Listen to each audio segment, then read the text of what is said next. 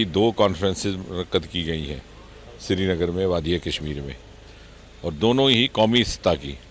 एक national board of examination medical sciences की एक कॉन्फ्रेंस और दूसरी जीन्स और एंडोक्रिनोलॉजी को लेकर के। और मुझे लगता है यही इस बात की तस्दीक करता है कि हालात किस कदर बदले हैं और कितनी तेज़ रफ्तार से।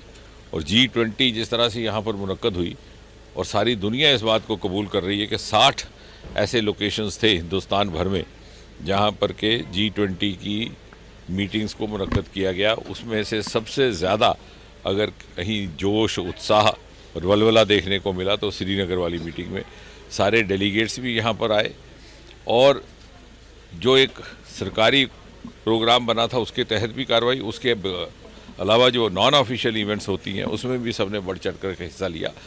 और मुझे भली तरह से याद है, बहुत अच्छी तरह से, कि 1990 का जब वक्त था, जब SKICC भी नया नया बना था, तो यहाँ एक इंटरनेशनल कॉन्फ्रेंस मेडिकल की, हार्ट के डॉक्टरों की, कार्डियोलॉजिस्ट की चल रही थी, जब हालात थोड़े से नासाज हो गए और फिर 20-25 बरस का बीच में वक्फा आ गया।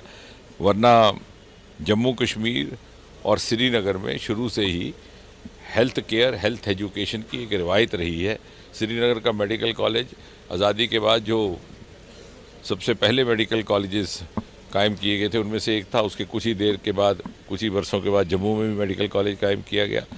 शेर कश्मीर इंस्टीट्यूट, PGI, एम्स और जिपमेर के बाद उस तर्ज पर चौथा इंस्टीट्यूट था पूरे हिंदुस्तान में।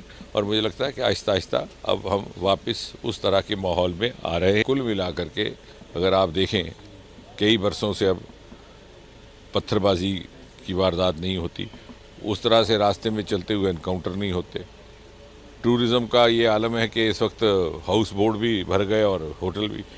और वादिया कश्मीर एक ऐसी जगह है जहाँ पर होम टूरिज़्म का कभी कल्चर नहीं था। ये नॉर्थ ईस्ट में हुआ करता था, मेघालय वगैरह में, यहाँ नहीं था। लेकिन पिछले बरस लोगों ने दरवाजे खोल दिए क्योंकि इतना ज़्यादा टूरिस्ट आया, और इस बार वो भी ख़त्म हो गया। होम टूरिज़्म की भी गुंजाइश नहीं रही।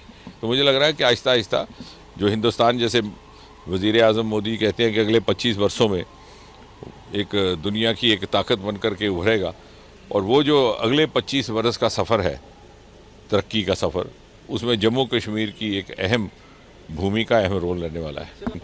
ऐसा है कि इलेक्शन कब होगी, इलेक्शन कमीशन को तय करना है। जहाँ तक BJP का ताल्लुक है, वो हर वक्त हर इलेक्शन के लिए तैयार है, चाहे वो पंचायत का हो, चाहे वो असेंबली का हो, चाहे वो पार्लियामेंट का हो।